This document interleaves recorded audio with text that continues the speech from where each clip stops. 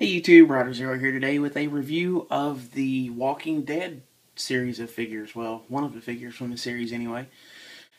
This is one of the figures that just came out in the latest series, TV Series 3.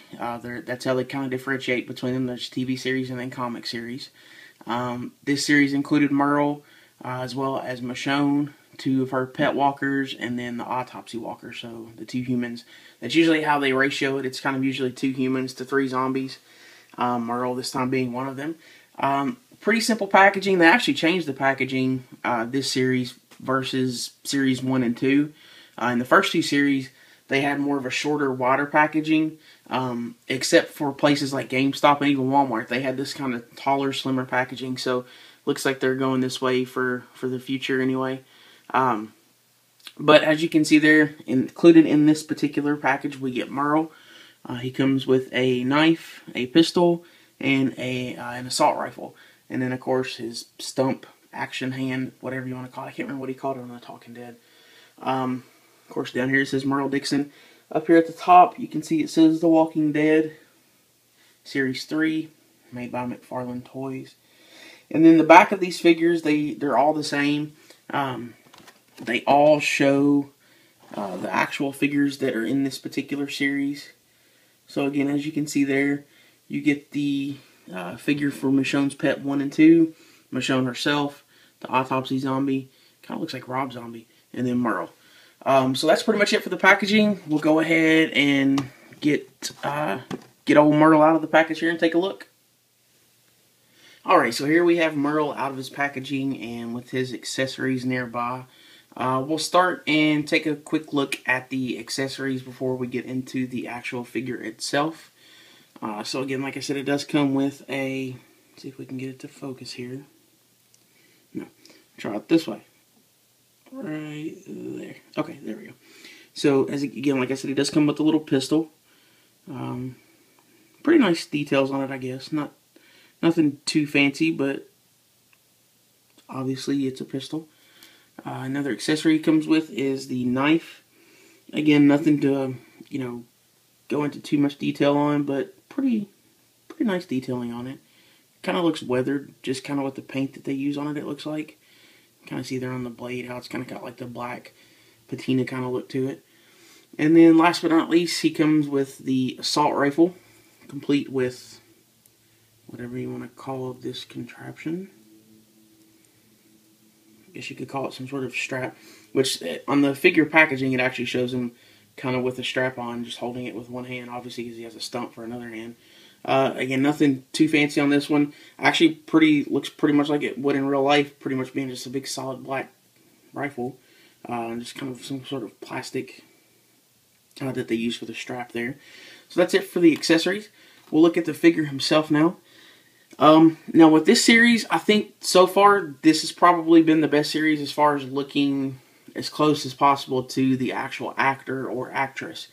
The first series, even though Daryl was like, and still is the, hottest figure from the set, I really don't think it looks a whole lot like Norman Reedus. Rick looked a little better from that set. Second series, I wasn't crazy about Shane. The Rick looked a little better.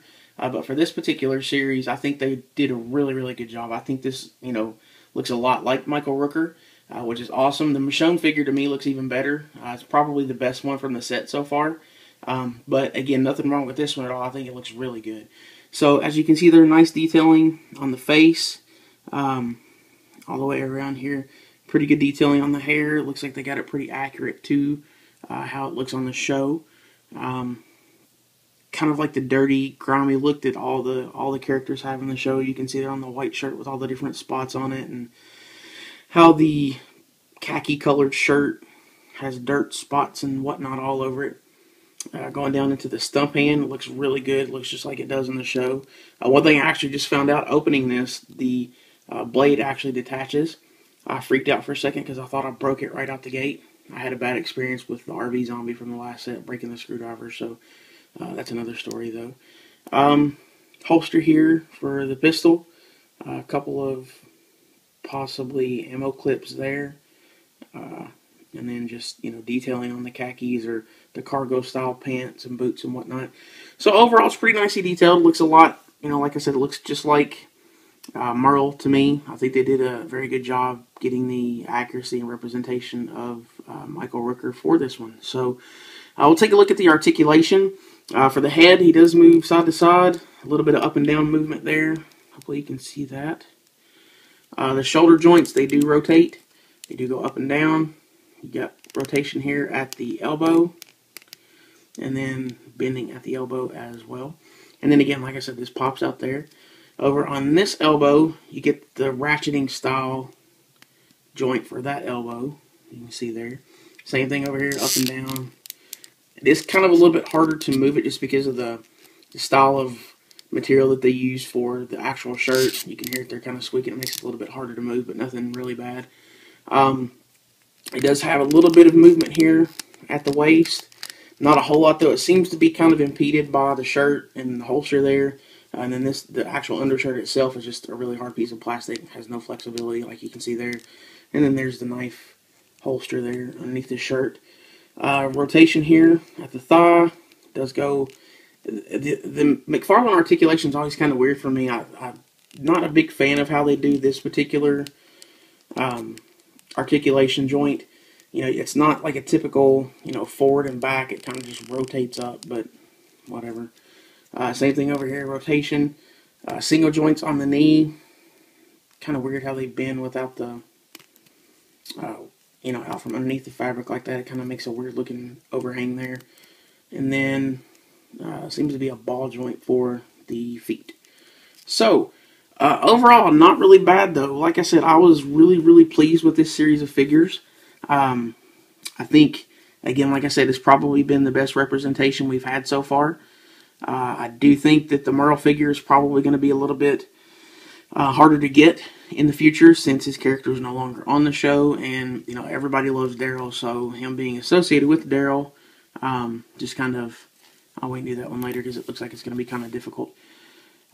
So yeah, that's pretty much it for this figure. Again, like I said, the articulation's not too bad. These figures to me really aren't designed to be played with like a typical action figure would be. To me, they're just kind of designed to, be set in one spot, pose it, and just leave it, which is what I do with all my figures anyway. So, kind of keep that in mind. I'm trying to figure out how I want to do this. Again, like I said, I'm losing my train of thought here because I'm actually having fun playing with the figure now. Articulation is not bad. Detailing is excellent. They continue to improve with this line. And, I'm looking forward to some of the figures coming out in the next line. Look forward to more reviews for The Walking Dead. I am going to go back and start reviewing the other figures that I have. I cannot get this in there for some reason. We'll do that later. So be on the lookout for Michonne and the Walkers coming up from this series. And again, like I said, that's pretty much going to do it. I hope you enjoyed the review. Let me know what you think of The Walking Dead reviews and if you do actually want to see more of them. As always, don't forget to comment, rate, subscribe, all that good stuff. You can check me out on Twitter, twitter.com/RiderZero, the blog at RiderZero.com, and then actually check out Big Bag Toy Store. That's where I got these, and they've got good prices on them. So that's it. I hope you enjoyed the review. Thanks for watching. Until next time, take care.